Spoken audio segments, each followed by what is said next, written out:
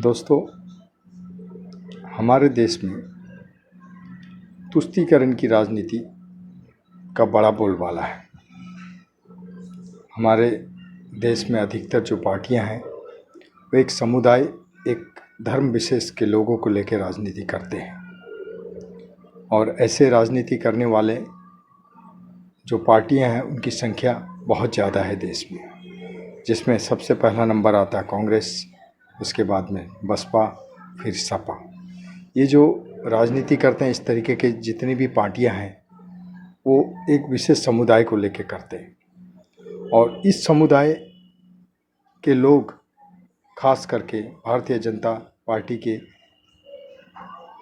पर प्रहार करते हैं और भारतीय जनता पार्टी का विरोध करते हैं, क्योंकि भारतीय जनता पार्टी खास करके उच्च वर्ग के लोगों को लेके अपनी राजनीति की रोटी सेकते हैं, जबकि बसपा, सपा और कांग्रेस निम्न जाति के लोगों को लेकर अपनी राजनीति की रोटियां सेकते हैं।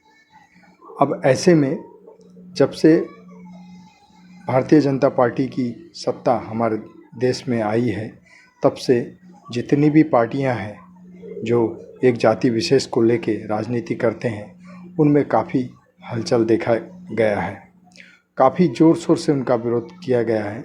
अगर भारतीय जनता पार्टी का कोई विरोधी है अब, तो या तो कांग्रेस है, या तो समाजवादी है, या तो बहुजन समाजवादी पार्टी है।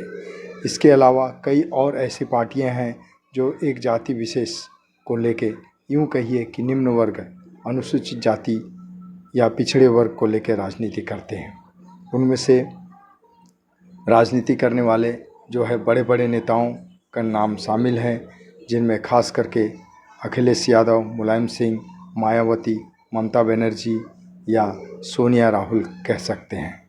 ये जो पार्टियां हैं जो इन खास एक विशेष वर्ग को लेकर राजनीति करते हैं, वो काफ़ी समय से भारतीय जनता पार्टी का विरोध करते आ रहे हैं। अब ऐसे में भारतीय जनता पार्टी ने अपने सारे विरोधियों को किस तरीके से मात देना है, किस तरीके से सफाई करना है, ये इस मामले को लेकर आजकल इन दिनों सोशल मीडिया में एक मामला काफ़ी तेज़ी से फैल रहा है।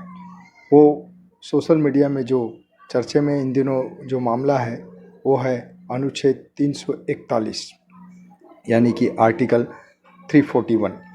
आर्टिकल 341 को ख़त्म करने की तैयारी में है भारतीय जनता पार्टी, ऐसी चर्चा सोशल मीडिया में बड़े ज़ोर शोर से चल रहा है। अगर ये बात सच है कि आर्टिकल 41 अगर ख़त्म कर दिया जाता है भारत से, तो याद रखिए कांग्रेस, बसपा, सपा और जैसे पार्टियां भारत से साफ हो जाएंगे, क्योंकि उनके पास कोई मुद्दा या कोई ऐसा समुदाय ही नहीं बचेगा जिससे कि वो चुनाव लड़ेंगे या अपनी पार्टियों को आगे बढ़ा पाएंगे। क्योंकि जब आर्टिकल 341 अगर समाप्त हो जाएगा तो एक जाति विशेष का भी अंत हो जाएगा। तब यहाँ पर कोई छोटा बड़ा, यानी कि ब्राह्मण, राजपूत या अनुसूचित जाति कोई नहीं होगा, सब एक समान गिने जाएंगे। ऐसे में फिर मायावती जैसे, अखिलेश जैसे या कांग्रेस, राहुल, सोनिया जैसे लोग राजनीति किस प्रकार करेंगे।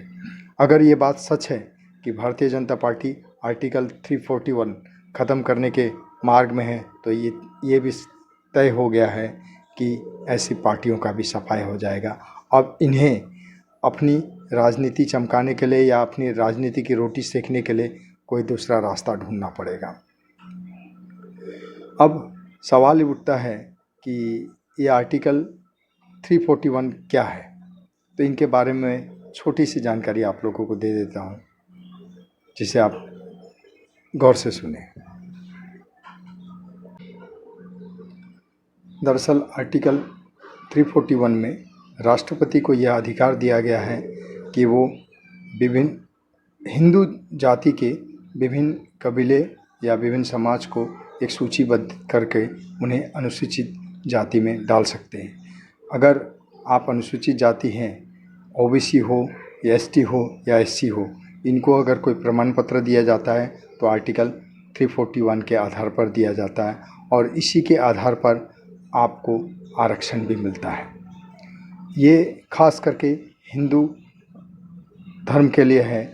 ये अगर जब तक वो हिंदू बना हुआ है तब तक आर्टिकल 341 का नियम उस पे लागू होते हैं।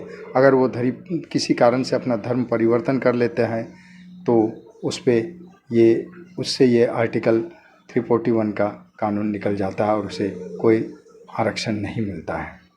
इसी बात को लेके अक्टूबर 2002 में कुछ मुस्लिम समुदाय के नेताओं ने पहली बार दिल्ली में एक धरना प्रदर्शन आंदोलन किया था कि आर्टिकल 341 को सुधारा जाए और सुधार कर उसमें मुस्लिम के कुछ समुदाय को भी अनुसूचित सूची में दाखिल किया जाए। जिस प्रकार पंडित नेहरू ने 370 की भूल की थी, उसी प्रकार से आर्टिकल 341 भी एक भूल थी, उनका कहना था।